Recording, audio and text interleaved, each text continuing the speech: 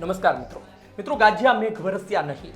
સુરતમાં આમ આદમી પાર્ટીનું ફીંડલું બોલી ગયું છે। સુરતમાં આમ આદમી પાર્ટી જે પ્રકારે બહાર આવવી જોઈએ, જે પ્રકારે બેઠકો લાવવી જોઈએ, તે પ્રકારે બેઠકો નથી લાવી શકી અને આ બધા વચ્ચે પાયલ સાકરિયા, આમ આદમી પાર્ટીનો મજબૂત મહિલા ચહેરો, હારી ચૂક્યો છે। પાયલ સાકરિયાને એક સમયે મેયર પદના દાવેદાર માનવામાં આવતા હતા। અઢી વર્ષ, પરંતુ આપીશું ખરી। આ બધી વાતો વચ્ચે પાયલ સાકરિયા પણ ઘર ભેગા થયા છે।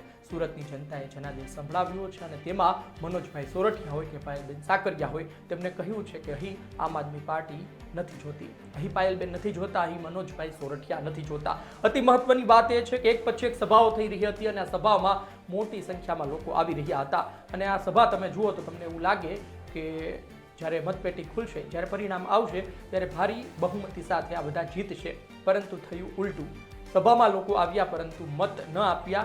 પાયલ સાકરિયા હારી ચૂક્યા છે, મનોજ સોરઠિયા હારી ચૂક્યા છે। આ ફક્ત એક હારની વાત નથી, આ ફક્ત એક વોર્ડની વાત નથી, આની અસર ગુજરાતમાં પડશે। તમને યાદ હશે કે 2021માં જ્યારે આમ આદમી પાર્ટી સુરતમાં 27 બેઠકો લઈને આવે છે, ત્યારબાદ ભલભલા મોટા નેતાઓ આમ આદમી પાર્ટી તરફ જાય છે, આમ આદમી પાર્ટીના શરણે જાય છે, કહે છે તમે મને પાર્ટીમાં લો, પાર્ટીમાં મોટો હોદ્દો આપો, હું કંઈ કરીને બતાવીશ।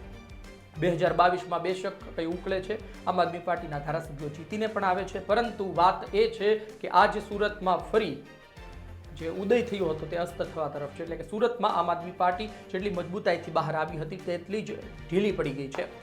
કોંગ્રેસે ખાતું ખોલાવી દીધું છે। આ બધા વચ્ચે આમ આદમી પાર્ટી માટે આ ખૂબ જ ખરાબ સમાચાર માની શકાય અને આવનાર દિવસમાં જોઈએ કે હવે આમ આદમી પાર્ટી ક્યાં પહોંચે છે। સુરત મહાનગરમાં પાયલ સાકરિયાની હાર બાદ ઘણા સમીકરણો સામે આવી રહ્યા છે, વિચારવામાં આવી રહ્યું છે કે કેમ હાર થઈ।